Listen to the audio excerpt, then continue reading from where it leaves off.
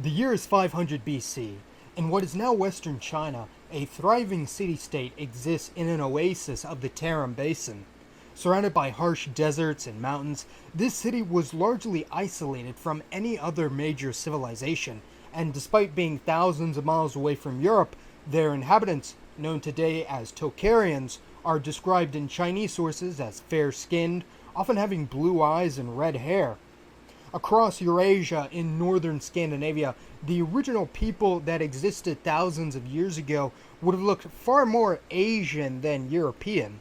Race and ethnicity are fascinating subjects, as human genetics, culture, and identity have been shifting and diverging and evolving for thousands of years, ever since our species' human ancestors first spread through and departed from Africa tens of thousands of years ago.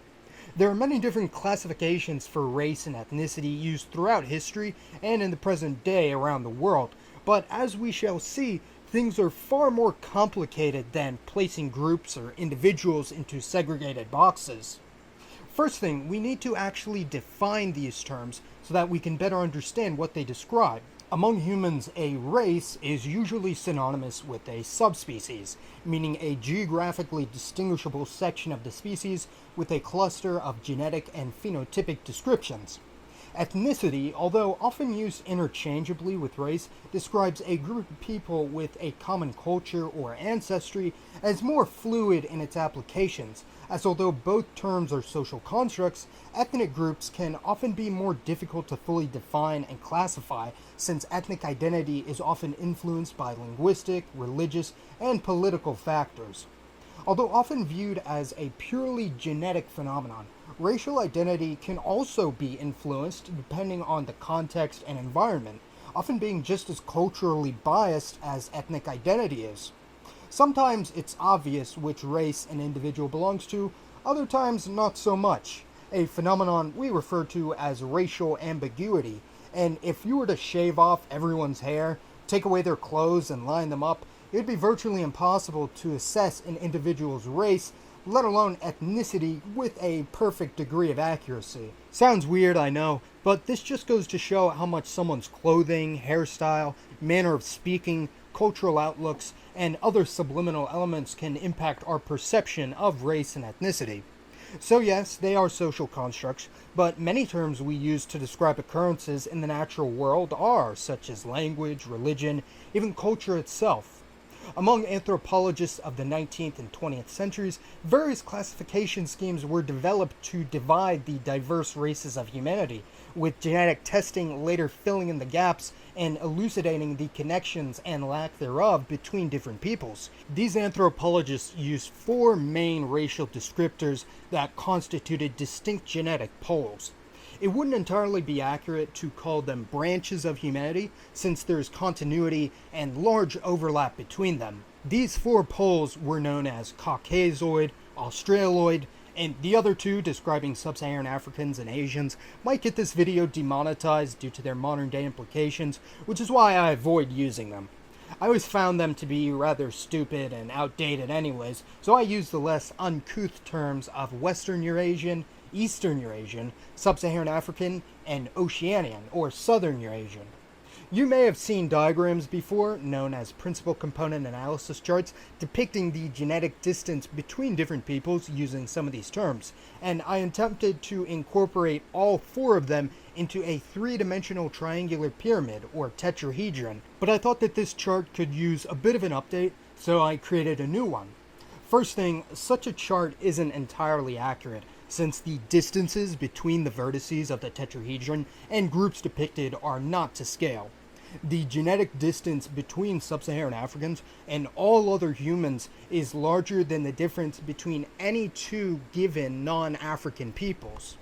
Really, there could be an entirely new tetrahedron for the African populations by themselves, as due to the nature of genetic divergence between African groups, with some groups like the Pygmy and Khoisan diverging from each other nearly 100,000 years ago, the continent has more genetic diversity than the rest of the planet. So just keep in mind that the African vertex of the tetrahedron doesn't actually converge to a single point in reality.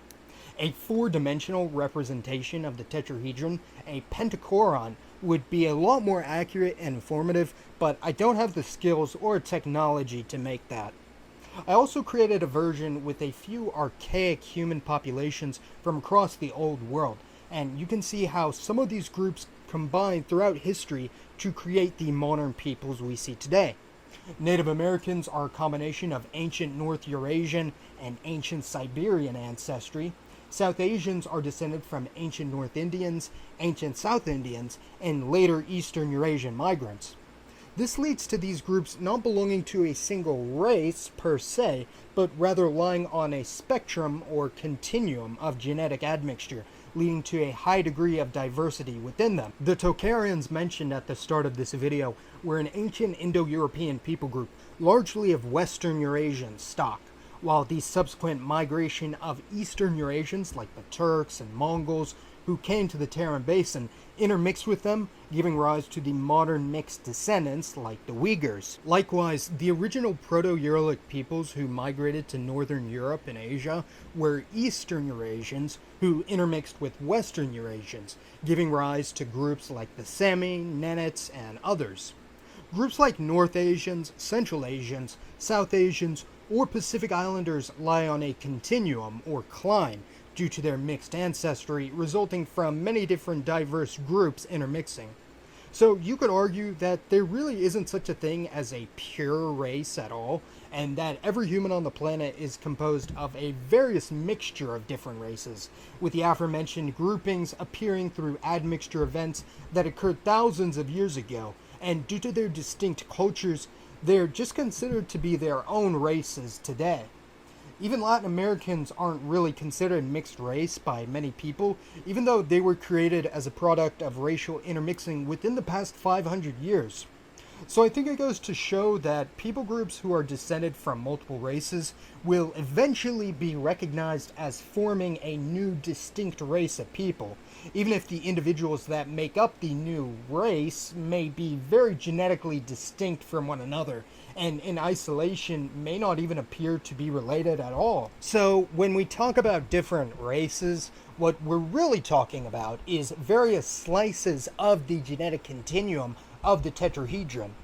In the past, among American anthropologists of the time, only pure-blooded Northwestern Europeans were considered to be racially white, or as Family Guy humorously put it, the white whites, which would have been a very narrow slice of the continuum. But over time, this category was expanded to include Southern and Eastern Europeans, as well as Middle Easterners and North Africans. Since most inhabitants of the MENA region and South Asia are genetically most similar to Western Eurasians as opposed to any other major racial group, this resulted in them historically being classified as Caucasians. Indians, as in actual South Asian Indians, were also considered to be white legally up until a 1923 court case against Bhagat Singh Thind, a Punjabi immigrant in California, which concluded that South Asians were not white, and therefore ineligible to become naturalized citizens. Although non-whites would later be allowed naturalized citizenship in 1952, South Asians were now categorized as racially Asian, which is confusing in modern-day America, as the term Asian is used almost exclusively to refer to East and Southeast Asians in a racial context today. There are many issues with such classifications. As many people on my channel frequently point out, it simply doesn't make sense to include South Asians like Indians, Bangladeshis, or Pakistanis with East and Southeast Asians like Chinese, Japanese, or Koreans, either from a genetic or cultural standpoint.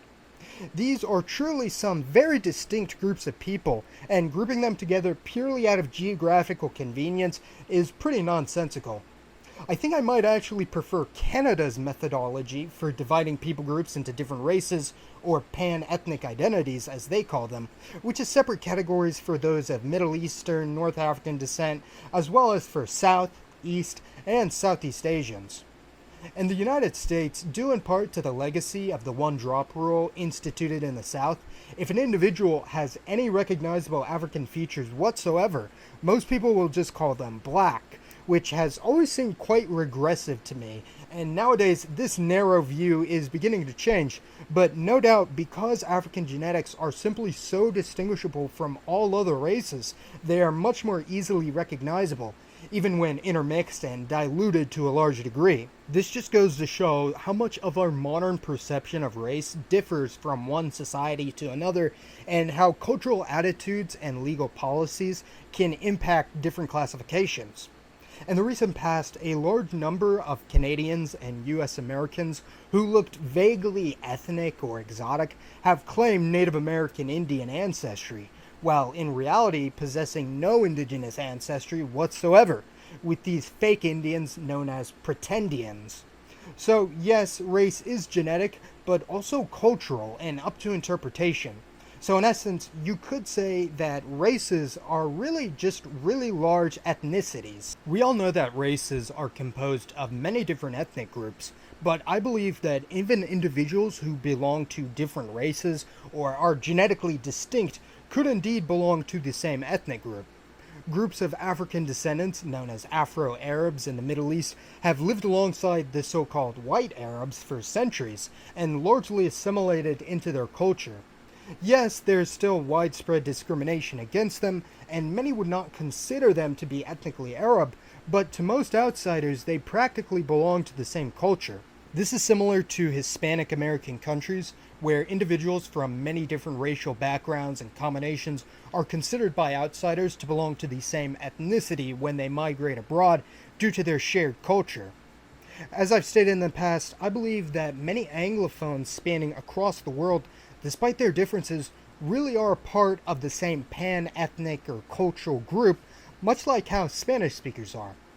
In the greater Western world, which includes all of the Americas, due to the migration of people from different parts of the world, many extremely diverse groups of people now inhabit the same nations, and it actually makes more sense to me in many contexts to divide by race rather than ethnicity for census purposes. Many different ethnic groups belonging to the same race, i.e. such as various European or African groups, have largely intermixed and assimilated into one another, and the differences between their previous ethnic identities, cultures, and languages are not nearly as relevant today as they were in the past.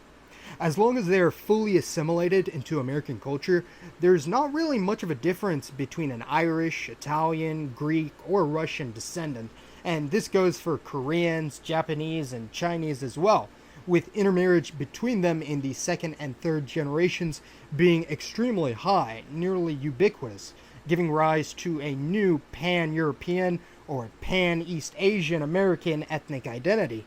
And this will likely be true for South Asian immigrants as well. Eventually, people of various ethnicities will fuse into new ethnicities, and these ethnicities from many diverse races will fuse into each other, becoming an entirely new race, similar to how Latin Americans, South Asians, or Pacific Islanders became new races over hundreds or thousands of years. What kind of other new races and ethnic groups will we see develop in the future? Well, that's a topic I'll save for the next video. I think it was important to clarify just what exactly these concepts actually mean, and how divisions and definition for people groups really are quite arbitrary and subject to interpretation at times. So thank you all so much for watching. Please let me know which classification schemes regarding race and ethnicity you find to be the most useful or the most antiquated. As always, this has been Mason. See you next time, fellas.